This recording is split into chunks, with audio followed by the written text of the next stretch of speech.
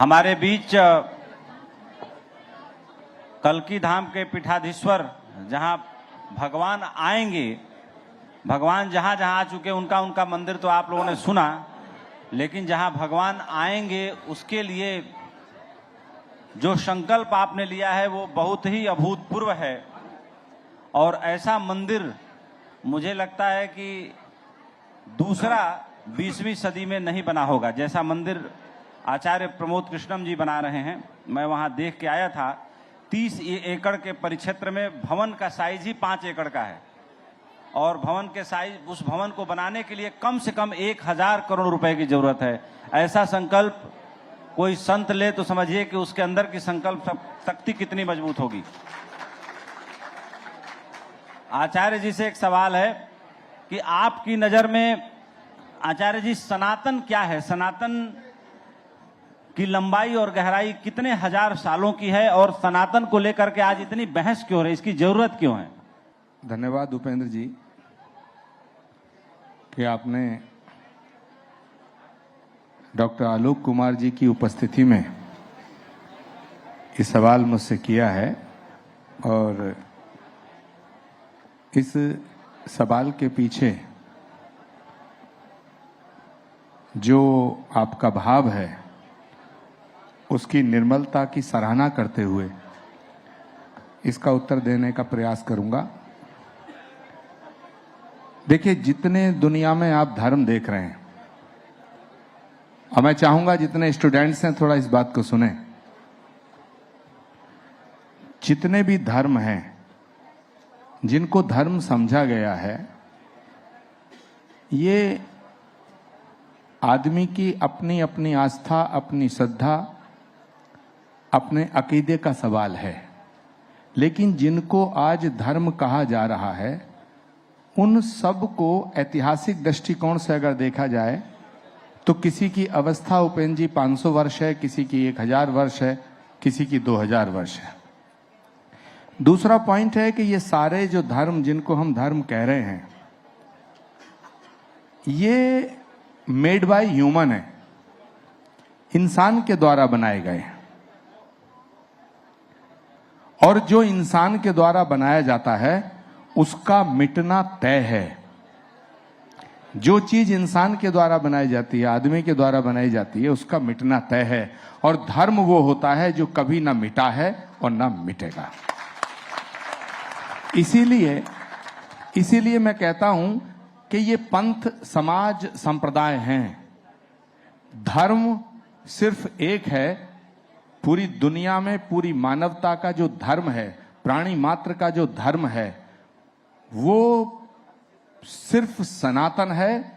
जो सत्य है वही शाश्वत है, और जो शाश्वत है वही सनातन है। हमारी पूजा पद्धति अलग अलग है। जिस तरह सूरज का धर्म सनातन है, हवा का धर्म सनातन है, पानी का धर्म सनातन है, धरती का धर्म सनातन है। जो देता है वो सनातन है, और सनातन न कभी मिटा है न कभी मिटेगा। बहुत सीधी सपाट बात जो महाराज जी की शैली है उसमें आपने रखी। मेरा दूसरा सवाल है महाराज जी कि हमारे 4 पुराणों में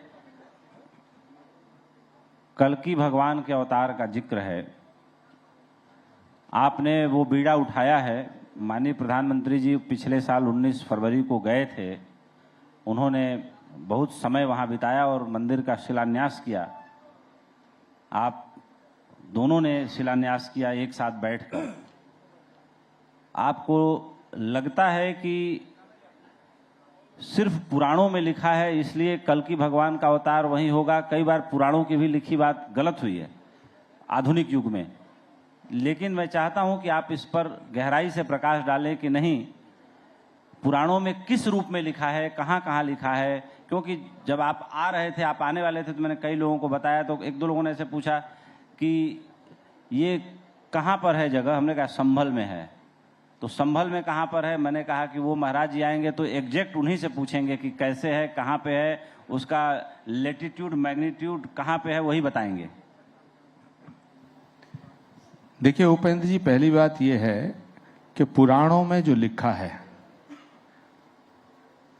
और शास्त्रों में जो लिखा है वो ना कभी गलत हुआ था ना गलत हो सकता है, क्योंकि वो हमारे ऋषि मुनियों की वाणी है। अगर मैं कहूं कि 1 महीना पहले एक घटना घटी थी तो उस विषय को ये हम लोग कई दृष्टिकोण से देख सकते हैं, जो घटना घटी है। लेकिन जो घटना घटी नहीं है, घटेगी, पुराणों में उसका भी उद्घोष है। और पुराणों में स्पष्ट रूप से वर्णन है कि भगवान का अंतिम और 10वां अवतार श्री कल्की के रूप में संभल नामक स्थान पे होगा। अब संभल कौन सा, संभल कहां होगा, उसके विषय में भी स्पष्ट किया गया है कि जिस संभल में भगवान का कल्की अवतार होगा, इस संभल को सतयुग में सत्यव्रत के नाम से जाना जाएगा। जब त्रेता युग होगा तो महदगिरी के नाम से जाना जाएगा। जब द्वापर युग आएगा तो पिंगल द्वीप के नाम से जाना जाएगा। और जब कलयुग होगा तो इसे शंभल नाम से जाना जाएगा। अब ये जो शंभल है, ये संभल जो है SAMBHL संभल नहीं है, पुराणों में इसका नाम शंभल है, SH, शंभू से शंभल बना है। और इसकी बड़ी लंबी कथा है। तो जिस जगह पर भगवान का अवतार होगा, जिस संभल में भगवान का अवतार होगा, उसके बारे में पुराणों में बहुत श्लोक हैं।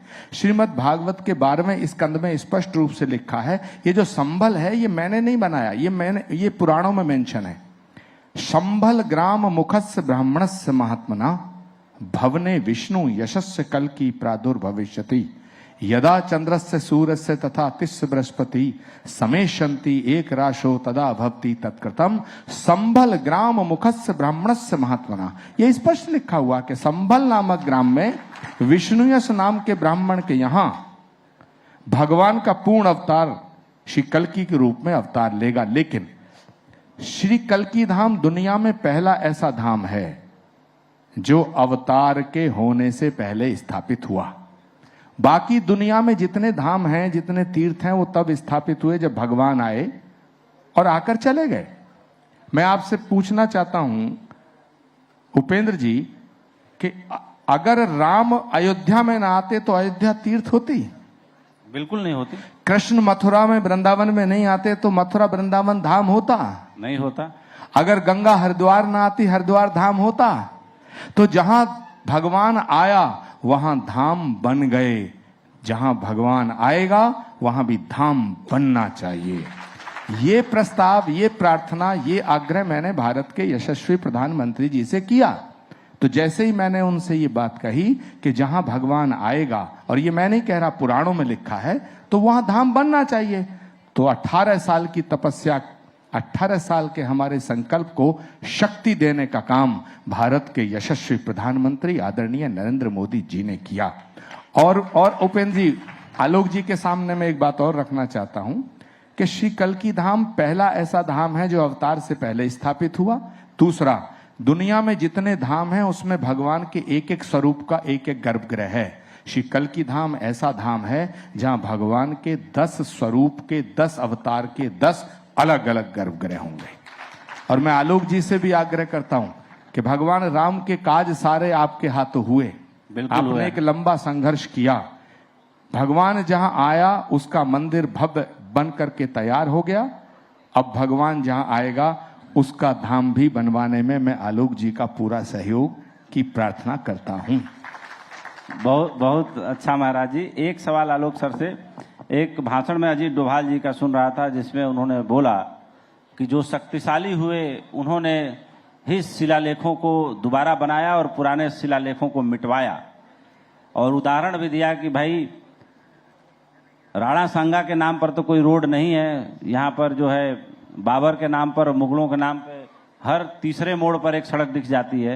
ये इस बात का प्रमाण है कि उन्होंने दिल्ली पे शासन किया और अपने नाम पर सड़कें बनवाई और पुरानी चीजें मिटवाई। अलाउद्दीन खिलजी पे जो मूवी आई थी उस पे भी हम लोगों ने देखा कि किस तरीके से वो ऐतिहासिक हमारी जो पांडुलिपियां थी जिसको जला करके वो कहता है, जो इतिहास में मैं मानता हूं कि कोई एक ऐतिहासिक मूवी 1000 किताबों का रिसर्च होती है और ऐतिहासिक पिक्चरों को सबको देखना चाहिए कि किस तरीके से वो अपने इतिहासकारों को बोलता है कि अब इतिहास को नए सिरे से परिभाषित करो और जो मैं कहता हूं वही इतिहास है उसको लिखो। आलोक जी ने विश्व हिंदू परिषद में रहते हुए, संघ में रहते हुए बहुत लंबी लड़ाई लड़ी है। मैं आपके मुंह से सुनना चाहता हूं कि भारत को दोबारा विश्व गुरु बनाने के लिए, नए सिरे से परिभाषित करने के लिए काम आप लोग बहुत पहले से कर रहे हैं, लेकिन अभी और क्या वो काम हैं जो अधूरे रह गए हैं, या क्या वो उपलब्धियां हैं जिनको पाना बड़ा जरूरी है भारत को नए सिरे से भारत बनाने के लिए? भारत को भारत बनाना, और पहला सवाल उन्होंने आचार्य जी से पूछा सनातन के बारे में। तो सनातन की परिभाषा भी है कि जो सबसे पुराना है वो भी, और वो नित्य नवीन भी है वह। हिंदू धर्म ये कंप्लीटेड रिलीजन किसी ने नहीं कहा, इसका कोई आखिरी मसीहा नहीं हुआ, ये निरंतर आगे बढ़ने वाला है। पुराने से सीखना, पुराने के अनुभव को जानना, उसके आधार पर हर पीढ़ी ने आगे बढ़ना। और इसलिए भारत में ऐसे लोग हैं जो मानते हैं कि मूर्ति की पूजा करेंगे, ध्यान लगाएंगे तो उनका मन एकाग्र होता है। कुछ लोगों को मूर्ति नहीं चाहिए होती, वो यज्ञ की अग्नि से प्रेरणा प्राप्त कर लेते। कुछ को अग्नि भी नहीं चाहिए होती, वो सगुण भगवान की प्रार्थना करते। कुछ को गुण भी नहीं चाहिए, वो निर्गुण निराकार का कर लेते। प्रत्येक पीढ़ी पिछली बार को देख सकती है, जो लेने का था वो ले सकती है, बाकी सबको युगानुकूल बनाती है। इसलिए हम जो नया बना रहे हैं वो हमारी परंपरा से जुड़कर वर्तमान के अनुकूल बनेगा। और इसमें केवल अध्यात्म नहीं होगा, रोटी, कपड़ा, मकान, शिक्षा, रोजगार, यह भी सबके पास होगा। सबके जीवन में जो सुख होगा वो अंदर से आने वाला सुख होगा, जो आता है और बना रहता है, वापस जाता नहीं है। ऐसा भारत बनाना ये दुनिया ने हम पर एक ट्रस्ट के रूप में दिया है, भगवान ने दिया है। हम ऐसा भारत खड़ा करेंगे तब दुनिया उसको देखेगी और कहेगी हाँ ये रास्ता है। ऐसा भारत बनाने का हम सब लोग प्रयत्न कर रहे, अलग अलग तरीके से कर रहे। आप सब अपने तरीके से कर रहे, आचार्य जी अपने कल्की धाम से कर रहे, उपेंद्र जी अपने मीडिया के द्वारा कर रहे, हम लोग विश्व हिंदू परिषद के द्वारा कर रहे। और इन सब प्रयत्नों का जो उत्कर्ष होगा वो भारत का उत्कर्ष होगा।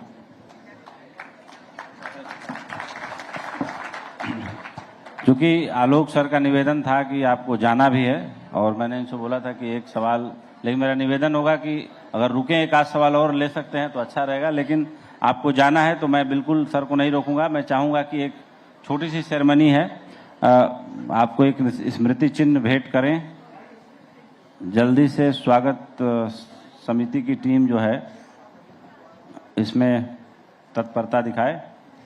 एक बात उपेंद्र जी, मैं डॉक्टर आलोक कुमार जी की बात को ही आगे बढ़ाते हुए थोड़ी सरलता से कहना चाहता हूं जी कि देखिए, सनातन की दो धारा हुई।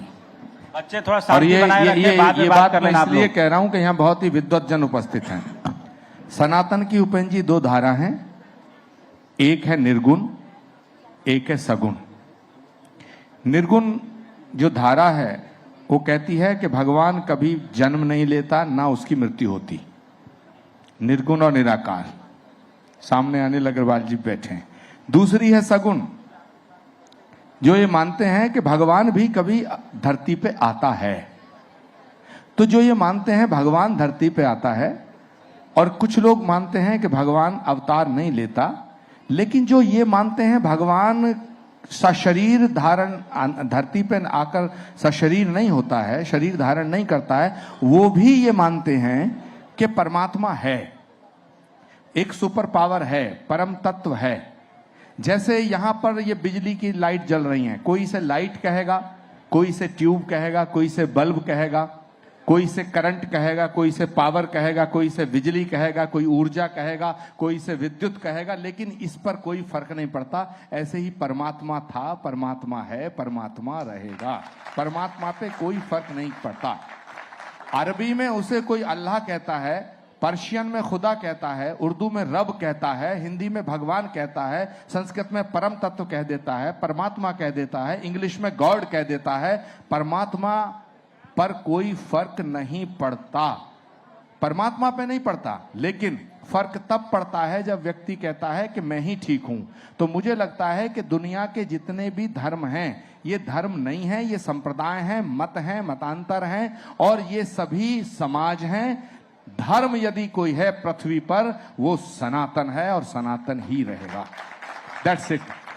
उपनिषद भी कहता है ईशावास्यमिदं सर्वम यत् किंचित जगत्याम जगत।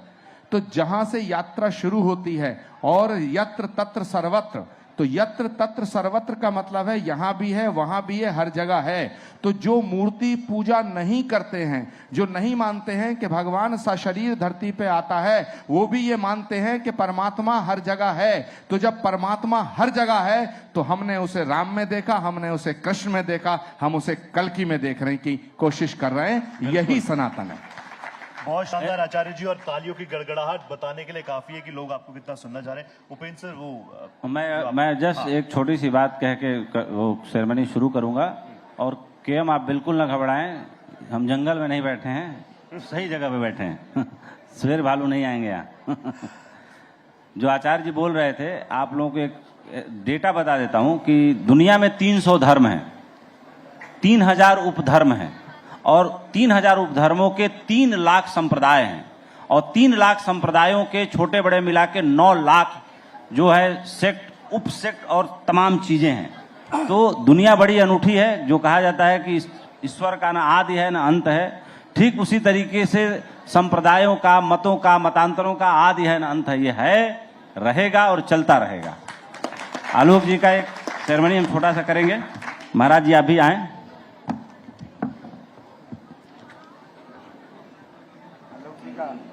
आलोक कुमार हिंदुत्व का बीड़ा उठाने वालों में एक मैं बड़ा चाहूंगा नाम। इस वक्त स्टेज पर आलोक अनिल कुमार अग्रवाल विश्व सर भी आ जाए। हिंदू अनिल परिषद अग्रवाल के सर, अंतरराष्ट्रीय अनिल सर। कार्याध्यक्ष हैं, जो 2018 में फायर ब्रांड नेता प्रवीण तोगड़िया की जगह कार्याध्यक्ष बने।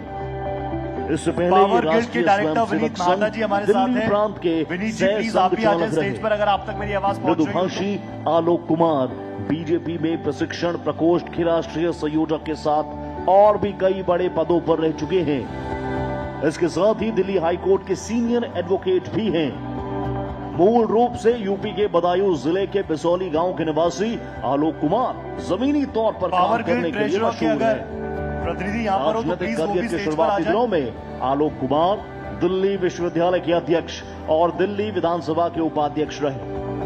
आरएसएस की पत्रिका पांचजन्य और ऑर्गेनाइजर को छापने वाले भारत प्रकाशन के एमडी। जोरदार तालियां हो जाए। इसके अलावा विश्व हिंदू परिषद के international president Alok sir, thank you so much sir, आपने इतना वक्त दिया। आपने जब जब बोला तब मैं देख रहा था युवाओं में काफी जोश था, और जब आचार्य जी बोलते हैं तो वाकई अभी तो मुझे लगता है आचार्य जी के साथ सेशन जारी रहेगा सर का।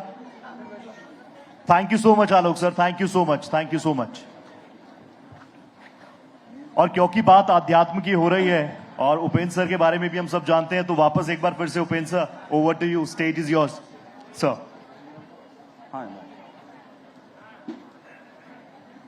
बात आचार्य जी से हो रही थी धर्म की, सनातन की, कल्कि अवतार की और कल्कि धाम की। महाराज जी का भी इंटरव्यू कुछ 1-1.5 महीना पहले रजत शर्मा जी ने आपकी अदालत में किया था। वो इंटरव्यू करीब करीब 30 करोड़ लोग देख चुके हैं, काफी पॉपुलर हुआ है। और महाराज जी का व्यक्तित्व ऐसा रहा है, जैसे अभी रवि किशन जी बैठे थे, महाराज जी भी कभी गए थे बंबई 1988 में फिल्मों में काम करने, और तब 35 लाख रुपया अपने घर से अपनी मां से लेके गए थे, और सारा पैसा महाराज जी गंवा के ले आए। तो रजत शर्मा जी जब इनका इंटरव्यू ले रहे थे, हमारे भी बड़े भाई हैं, मेरे पड़ोसी भी हैं, GK1 में मैं C ब्लॉक में हूँ, वो B ब्लॉक में है, और मैं उनका बड़ा आदर करता हूँ। और सवाल जैसा वो पूछते हैं, कमाल का पूछते हैं। तो महाराज जी ने एक दोहा कहा था, मुझे नहीं पता कि वो कबीर का है कि रहीम का है। वो दोहा ये था कि आई मौज फकीर की, दिया झोपड़ा फूक। तो महाराज जी ने जो है 35 लाख रुपए सन 88 में गवा दिए। गोल्ड के भाव से जोड़ा जाए तो मुझे लगता है कम से कम 35 करोड़ तो होगा ही। आज भी 35 करोड़ रुपए जाके 4 महीने में कोई गंवाए तो ऐसे ही होता है। आज भले महाराज जी 900,000 करोड़ के मंदिर को स्थापित करने के लिए आज पूरे विश्व की यात्रा करने का प्लान बना रहे हैं और सबका सहयोग चाह रहे हैं। परमात्मा के मंदिर में सबका सहयोग रहे तो अच्छा ही होता है। अगला सवाल महाराज जी आपसे कि आपके मन में वैराग्य कब आया और क्यों आया?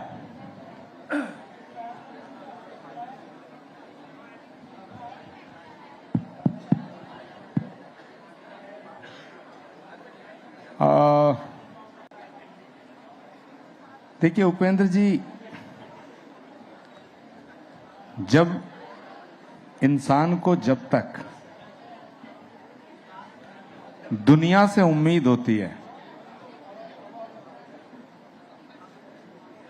जब तक दुनिया से उम्मीद होती है, रिश्ते नातों से उम्मीद होती है, जब तक हमें अपने जिनको हम अपना मानते हैं उनसे उम्मीद होती है,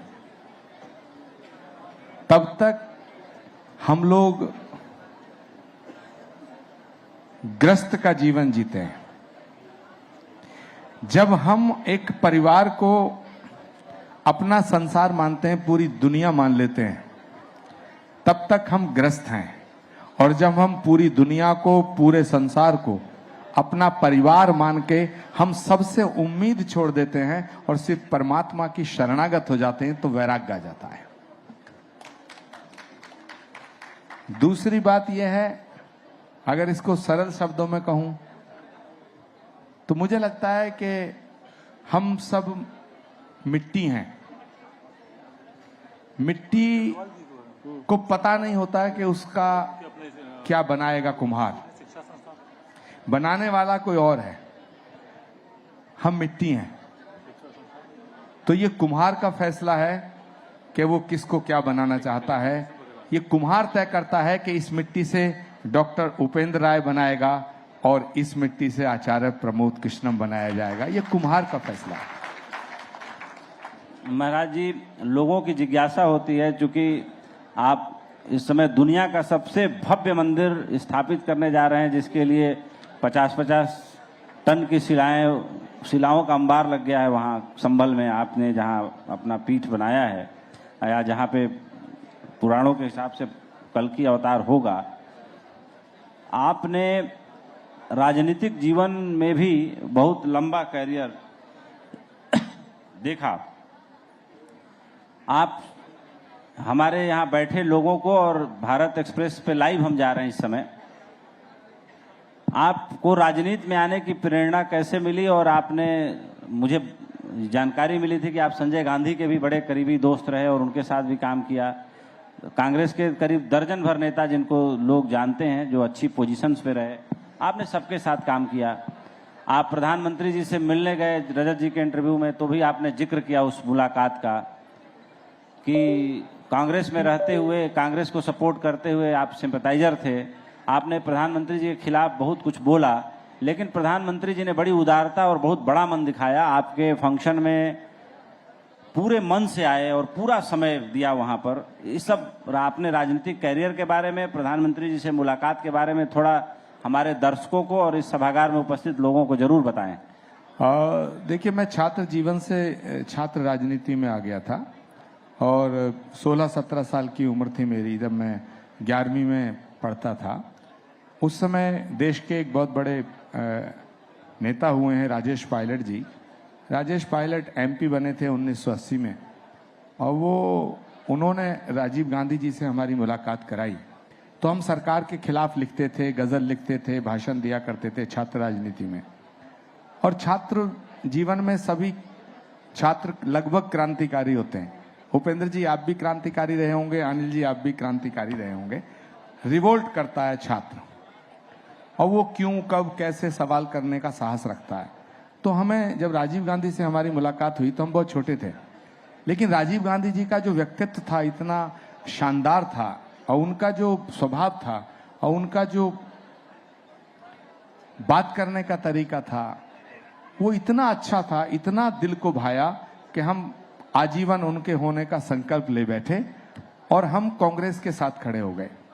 उस समय से लेकर के और 2024 तक मैं कांग्रेस के साथ रहा। लेकिन उपेंद्र जी, जो कांग्रेस देश को आजादी दिलाने वाली कांग्रेस थी, जो कांग्रेस महात्मा गांधी, सुभाष चंद्र बोस, पंडित जवाहरलाल नेहरू, इंदिरा गांधी की कांग्रेस थी, राजीव गांधी की कांग्रेस थी, वो कांग्रेस आज की कांग्रेस नहीं है। महात्मा गांधी की कांग्रेस आज मोहम्मद अली जिन्ना की कांग्रेस बन गई है। ये बहुत पीड़ादायक है। और मुझे लगता है जब भगवान श्री राम के मंदिर के प्राण प्रतिष्ठा का निमंत्रण कांग्रेस पार्टी के नेताओं को दिया गया, बिल्कुल दिया गया, तो मैं I was in Congress party, I was with Congress party. तो मैंने कहा कि भाई आप भाजपा से लड़ो, भारत से लड़ने का प्रयास मत करो। आप राम और राष्ट्र से लड़ोगे तो कभी विजय नहीं पा सकते हो। और राम मंदिर के निमंत्रण को मिलना, राम मंदिर का निमंत्रण आना सौभाग्य का विषय है, और जो राम मंदिर का निमंत्रण ठुकराएगा ये दुर्भाग्य का विषय है। हाँ महाराज जी, आपका स्टेटमेंट उस वक्त भी मैंने पढ़ा था। राहुल गांधी से आपके बहुत गहरे मतभेद रहे, लेकिन उनकी बहन प्रियंका से आपका बहुत आत्मीय रिश्ता रहा। अभी भी मुझे ऐसा लगता है कि प्रियंका के लिए आप आशीर्वाद मन से देते हैं। लेकिन राहुल गांधी में क्या मूलभूत डिफेक्ट है जिसके कारण कांग्रेस डे बाय डे नीचे गिरती जा रही है? देखिए, मुझे लगता है कि राहुल गांधी किसी ऐसी बीमारी से ग्रस्त हैं जिसका इलाज अब संभव नहीं है। वो क्या बीमारी है महाराज जी?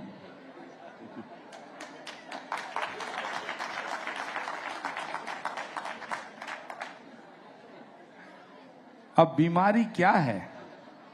सबसे बड़ी बीमारी उनको ये है कि उन्हें ऐसा लगता है कि वो इस पृथ्वी पर जी सबसे ज्यादा काबिल इंसान है, सबसे ज्यादा ज्ञानी व्यक्ति हैं। और जिस व्यक्ति को यह लगता है कि मैं सबसे बड़ा आदमी हूं, मैं सबसे बड़ा ज्ञानी हूं, मैं सबसे बड़ा विद्वान हूं, आप यकीन करना वो सबसे बड़ा मूर्ख होता है। क्योंकि मूर्ख को नहीं पता होता वो मूर्ख है। अगर मूर्ख को ये पता हो वो मूर्ख है तो वो मूर्ख नहीं रहता। महाराज जी, एक आखिरी सवाल लेंगे, उसके बाद अनिल जी से भी एक आध सवाल जरूर लिया जाएगा। प्रधानमंत्री जी से जब आप मिले तो आपको ये नहीं लगा कि मैं भाई कांग्रेस में इतना लंबा काम किया हूं, आप मुखर तरीके से बोलते थे, आपको याद भी आए होंगे कुछ आपके स्टेटमेंट, क्योंकि भाई भारत का प्रधानमंत्री तो भारत का प्रधानमंत्री होता है, ईश्वर का प्रतिनिधि होता है। जैसा पुराने ऋषि महर्षि मानते थे कि राजा जो होता है वो निरंकुश तो होता है लेकिन ईश्वर का प्रतिनिधि होता है। तो आपको क्या अनुभूति थी, क्या सोच के आप गए थे पीएम के यहाँ? देखिए, बड़ा गंभीर सवाल है। और जब मैं भारत के प्रधानमंत्री जी से मिलने गया तो निश्चित रूप से मैं उनकी विरोधी पार्टी में था, उनके विरोधी दल में था। ये मेरे लिए बड़ा कठिन समय था। लेकिन उपेंद्र जी, मैंने बहुत चिंतन किया, और चिंतन इस बात का किया कि भगवान के होने वाले अवतार का धाम स्थापित किया जा रहा है, तो इसकी आधारशिला किसके हाथों से रखवाई जाए। ये मेरे लिए बड़ा भारी जी मेरे समक्ष एक सवाल खड़ा था। मैंने सभी संत महापुरुषों से चर्चा की। कोई कुछ कहता था, कोई कुछ कहता था, कांग्रेस के नेता कुछ कहते थे और तमाम लोग कुछ कहते थे, पत्रकार बंधु मेरे जो मित्र थे वो कुछ कहते थे। तो मैंने सोचा कि भारत के जनमानस पर भगवान श्री राम, भगवान श्री कृष्ण और भगवान श्री कल्कि का होने वाला अवतार, ये हमारे मानसिक पटल पे है। जो धर्म और आध्यात्मिक व्यक्ति हैं उनके मानसिक पटल पे अंकित है। तो ऐसे अवतार के धाम का शिलान्यास किससे कराया जाए? तो उपेंद्र जी, आप यकीन करना, हो सकता है आप यकीन करें और ये भी हो सकता है मेरी इस बात पे कोई यकीन ना करे, लेकिन मैं आपको दिल से बताता हूं कि मेरी अंतरात्मा ने आवाज दी कि अगर भारत में किसी नेता के हाथों से मंदिर का शिलान्यास कराना है, वो नरेंद्र मोदी के हाथ हो सकते हैं और कोई नहीं। इसके अलावा कोई पॉलिटिकली प्रयोजन नहीं था। और आप तो बहुत वरिष्ठ पत्रकार हैं, आपकी पहुंच हर जगह है, आप इसको अपने तरीके से तहकीकात कर सकते हैं, इसको इन्वेस्टिगेट कर सकते हैं कि प्रधानमंत्री जी से मैंने कहा कि जहां भगवान आया, अयोध्या में जहां भगवान श्री राम के रूप में आए, उनकी जन्मभूमि के सारे काज आपके हाथों से हुए हैं, तो जहां भगवान आएगा उसके काज भी आपके हाथों होने चाहिए। और प्रधानमंत्री जी ने मेरे भाव को सम्मान देते हुए, मेरे संकल्प को शक्ति देते हुए श्री कल्की धाम आने का फैसला किया और 19 फरवरी 2024 को अपने कर कमलों द्वारा श्री कल्की धाम की स्थापना की। अब एक और विषय है कि देश में जितने भी प्रधानमंत्री हुए हैं, पंडित जवाहरलाल नेहरू से लेकर डॉक्टर मनमोहन सिंह तक, मैं सबका सम्मान करता हूं, मैं सबका आदर करता हूं। मैं मानता हूं कि सारे प्रधानमंत्रियों ने अपने अपने तरीके से इस देश की सेवा की। सारे प्रधानमंत्रियों ने इस देश की सेवा करते हुए अपने कार्यकाल को पूरा किया। कुछ काम अच्छे करे, कुछ काम गलत भी हुए, गलतियां भी सभी से होती हैं, लेकिन उपेंद्र जी, नरेंद्र मोदी जैसा प्रधानमंत्री ना हुआ है और ना होगा। और ये बात मैं इसलिए नहीं कह रहा हूं कि नरेंद्र मोदी जी हमारे कहने से श्री कल्की धाम का शिलान्यास करने आए। ये बात मैं इसलिए कह रहा हूं कि जो फैसले नरेंद्र मोदी जी के नेतृत्व में लिए गए, वो फैसले नहीं लिए जाते अगर नरेंद्र मोदी इस देश के प्रधानमंत्री ना होते। और वो फैसले हैं, इस देश से धारा 370 नहीं हट सकती थी अगर देश के प्रधानमंत्री मोदी नहीं होते। इस बात को तो राम मंदिर का निर्माण नहीं हो सकता था अगर देश के प्रधानमंत्री मोदी नहीं होते। और मैं आपको बताना चाहता हूं कि श्री कल्की धाम का शिलान्यास भी नहीं हो सकता था अगर नरेंद्र मोदी देश के प्रधानमंत्री नहीं होते। और अगर इस देश में जो भारत में पैदा हुआ है वो भारतीय है, यूनिफॉर्म सिविल कोड आना चाहिए। अगर इस देश में यूनिफॉर्म सिविल कोड आ सकता है तो तभी आ सकता है जब इस देश का प्रधानमंत्री नरेंद्र मोदी है। महाराज जी, आपने इतनी जबरदस्त बातें कही। एक सवाल अब आखिरी, उसके बाद अनिल जी से 2-3 सवाल लेंगे और निवेदन करेंगे कि आप मंच पे बने रहिएगा। ये दिल्ली की जीत पर अरविंद केजरीवाल जी ने कहा था कि इस जन्म में तो संभव नहीं कि मुझे नरेंद्र मोदी हरा दें। और थोड़ा मुझे भी कठिन लगता था कि जिस तरीके से आम आदमी का पेनिट्रेशन लेवल है, लेकिन इस बार भारतीय जनता पार्टी ने ऐसा क्या किया कि दिल्ली के जिन लोगों पर अरविंद जी को इतना नाज था, उनको 22 सीटों के डिब्बे में बंद कर दिया। आपकी क्या समझ है?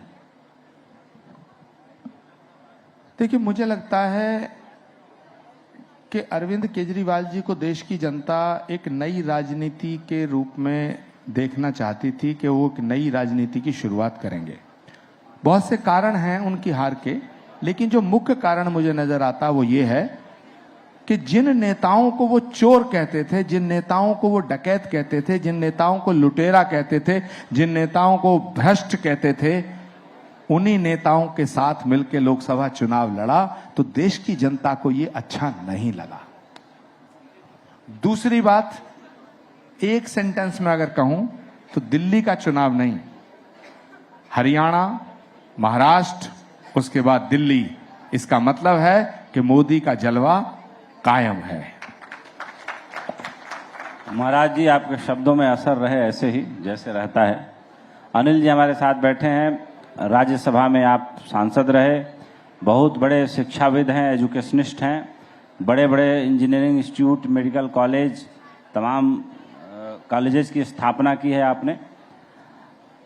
भारत की शिक्षा पॉलिसी के बारे में अनिल जी, या जो नई शिक्षा नीति आई है उसके बारे में मैं जानना चाहूँगा, चूँकि आपका ये कोर सब्जेक्ट है और नई शिक्षा नीति के कारण आप सभी को, जो भी विद्यालय के कॉलेजेस के संचालक हैं, डीम्ड यूनिवर्सिटी के संचालक हैं, उनको बहुत सारे परिवर्तन करने पड़ रहे हैं और आगे और करने पड़ेंगे। क्या कहना चाहेंगे आप? धन्यवाद उपेंद्र जी। हिंदुस्तान में जो शिक्षा पद्धति थी, जो लॉर्ड मैकाले ने हमको शिक्षा पद्धति दी थी, उसी पे हम चल रहे थे और उसमें केवल छोटे मोटे परिवर्तन हुए। और उसका कारण ये रहा कि हिंदुस्तान का जो युवा था, उसकी इनोवेशन की शक्ति, उसकी कुछ कुर गुजरने की शक्ति, दृढ़ संकल्प शक्ति कम होती जा रही थी।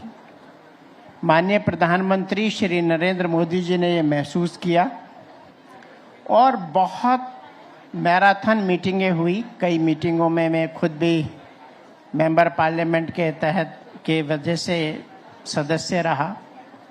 पूरे देश से सुझाव मांगे गए और जो सबसे बड़ा मुझे इस नई एजुकेशन पॉलिसी की खास बात है, इसमें विद्यार्थियों को अपने आप को खोजने का एक अवसर है। आज स्टूडेंट को ये नहीं लगता कि मैं 5 क्वेश्चन पढ़ूं और एग्ज़ाम पास कर लूं। आज जो एजुकेशन है, एजुकेशन फॉर लाइफ है। आज स्टूडेंट ने जो सीखा, उसके क्रेडिट उसको दूसरी जगह भी ट्रांसफ़र होते हैं। पहले अगर एक बच्चे ने 10th क्लास में फिजिक्स केमिस्ट्री नहीं ली और वो आगे चल के इंजीनियर बनना चाहता है तो नहीं बन सकता था। आज इंटरडिसिप्लिनरी चेंज करने के लिए लोगों को अलाउ किया गया है। एक बड़ी विचित्र स्थिति थी कि अगर एक बच्चे ने 12th अच्छे मार्क्स से भी पास किया, इंजीनियरिंग या मेडिकल में चला गया और किसी कारण से 3 साल पढ़ने के बाद वो डिग्री कंप्लीट नहीं कर पाया, तो उसकी जो एजुकेशन थी वो 12th पास रह जाती थी। 3 साल तो उसने पढ़ा, अच्छा पढ़ा। और आज की जो नई एजुकेशन पॉलिसी है, वो स्टूडेंट को ये एक मौका देती है कि वो नई नई चीज़ें खोजें और उसका कारण भी दिखने लगा है, उसके रिजल्ट दिखने लगे हैं। आज हिंदुस्तान में कितने स्टार्टअप्स हैं आप देख सकते हैं। नहीं तो एक ज़माने में लोग डिग्री लेते थे और नौकरी की कतार में लग जाते थे। नई एजुकेशन पॉलिसी का ये असर हुआ है कि आज जो हमारे युवा निकल रहे हैं यूनिवर्सिटी से पढ़ के, वो बजाय नौकरी खोजने के नौकरी देने वाले बन रहे हैं। तो ये एक बहुत बड़ा चेंज आया है। और एजुकेशन में जो भी लोग एजुकेशन से जुड़े हुए हैं, उन्होंने इसका स्वागत किया है और इसको सहर्ष स्वीकार किया है।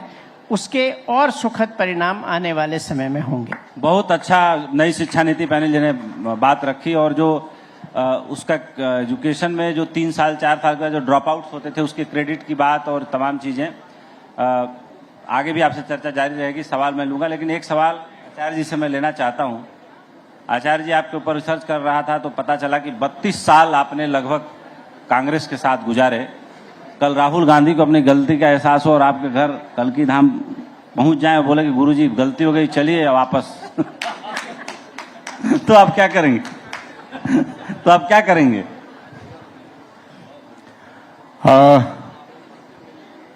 उपेंद्र जी, आपके सवाल के जवाब में बस एक इतना सा कहना चाहूंगा कि एक ऐसी आरजू में जो कहीं सुनी ना जाए, एक ऐसी आरजू में जो कहीं सुनी न जाए, वहां उम्र काट आए जहां सांस ली न जाए। महाराज जी, एक बार फिर से कहिए। शेरो शायरी कुछ लोगों को जल्दी समझ में आती है, कुछ लोगों को 2 बार सुनाना पड़ता है। यहां तो अनिल जी बैठे हैं, सामने अश्वनी उपाध्याय जी बैठे हैं, बड़े प्रखर विद्वान है, सबकी समझ में आ गया होगा। फिर भी आपने कहा, मैं दोबारा इसको रिपीट करता हूं कि एक ऐसी आरजू में, एक ऐसी आरजू में, एक ऐसी आरजू में जो कहीं सुनी न जाए, वहां उम्र काट आए जहां सांस ली न जाए। क्या बात है महाराज जी, क्या बात है। अनिल जी से एक और सवाल। अनिल जी, जब आप राज्यसभा में थे, और जाहिर सी बात है राज्यसभा में रहे होंगे तो किसी न किसी कमेटी के मेंबर भी रहे होंगे, तो प्रधानमंत्री श्री नरेंद्र मोदी जी से भी कभी न कभी आपका इंटरेक्शन हुआ ही होगा। अपना अनुभव बताएं यहाँ हमारे दर्शकों को जो लाइव आपको देख रहे हैं, कि प्रधानमंत्री श्री नरेंद्र मोदी, जैसा आचार्य जी ने कहा कि ऐसा प्रधानमंत्री न हुआ है न होगा, तो मैं आपसे पूछता हूं कि आपका क्या अनुभव रहा? मैं आचार्य जी से पूर्ण तरह से सहमत हूं। और इस बात से समझा जा सकता है कि उनके 2014 से आज तक के जो निर्णय हैं वो ऐतिहासिक निर्णय हैं, भारत को आगे बढ़ाने वाले निर्णय हैं। आचार्य जी ने 2 निर्णय यहाँ गिनाए। धारा 370 हटाने का, मैं उस समय संसद का सदस्य था, मैं अपने आप को सौभाग्यशाली मानता हूँ कि उसको हटाने में मेरा भी एक गिलहरी योगदान रहा। मैं उस समय राज्यसभा में था। 3 तलाक जैसा एक कानून जो कि महिलाओं के ऊपर कलंक था वो हटाया गया। नई शिक्षा नीति लाई गई। किसान भाइयों को किसान सम्मान निधि दी गई। हिंदुस्तान की इकोनॉमी जो 11वें नंबर पे फ्रेजाइल कहलाती थी आज 5वें स्थान पे है। बहुत जल्दी हम 4थे स्थान पे होंगे। गांव में कोई बीमार हो जाता था तो उसको लगता था कैसे अपना इलाज कराऊं, घर जमीन बेचने की नौबत आ जाती थी। आयुष्मान कार्ड बनाया गया।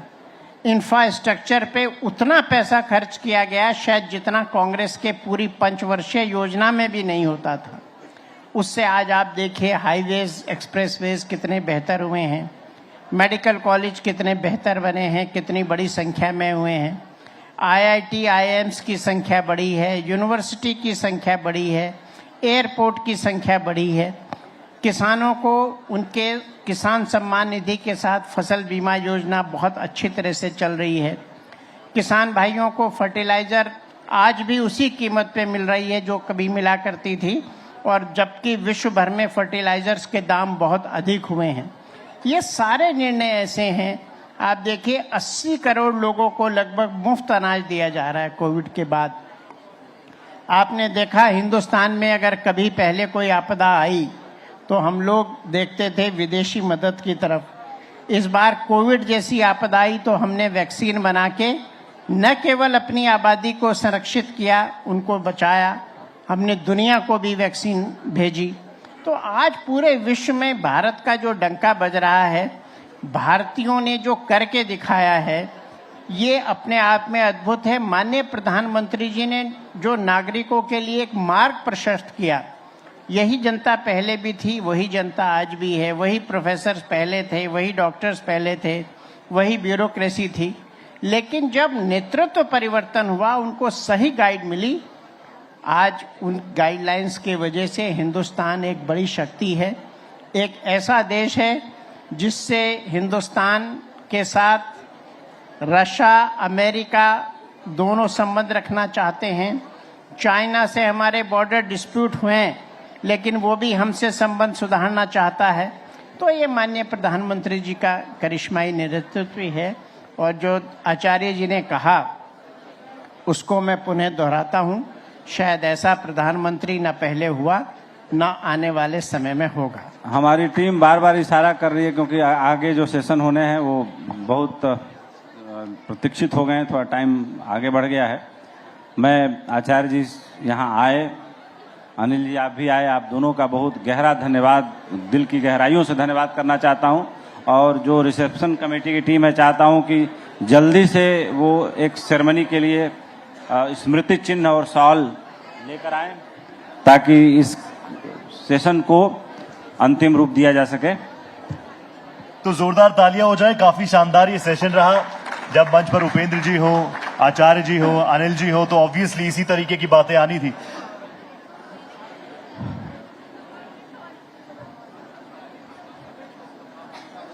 माननीय सीएम जी साहब कल की पीठाधीश्वर आचार्य प्रमोद कृष्णन जी का सम्मान करते हुए गजल का it's always a pleasure having you sir. शायरों में अपनी मौजूदगी दर्ज कराने साथ ही वाले अनिल सर। आचार्य प्रमोद कृष्णन के जीवन में राजनीति और अध्यात्म बराबर बसते हैं। 1990 में आचार्य प्रमोद कृष्णन ने कल्की फाउंडेशन की स्थापना की। पीएम नरेंद्र मोदी ने 2024 में कल्की मंदिर की आधारशिला रखी। कभी कांग्रेस के साथ रहे आचार्य प्रमोद कृष्णन ने 2014 में संभल से और 2019 में लखनऊ से लोकसभा चुनाव लड़ा, लेकिन उन्हें जीत नहीं मिली। सनातन प्रेमी आचार्य कृष्णन सियासी मुद्दों पर भी प्रमुखता से अपनी राय रखते हैं। कल की पीठाधीश्वर आचार्य प्रमोद कृष्णन हिंदू समाज में धार्मिक, आध्यात्मिक और सामाजिक सुधार के लिए प्रेरणा स्रोत माने जाते हैं।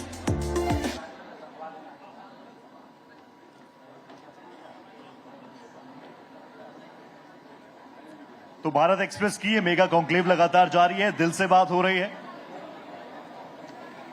हमारे पैनलिस्ट का बहुत बहुत शुक्रिया। आचार्य जी, आपका मंच पर होना खुद इस मंच के लिए सम्मान की बात है। बहुत धन्यवाद, आप आए, अपने वक्त निकाला। Thank you so much sir, thank you so much.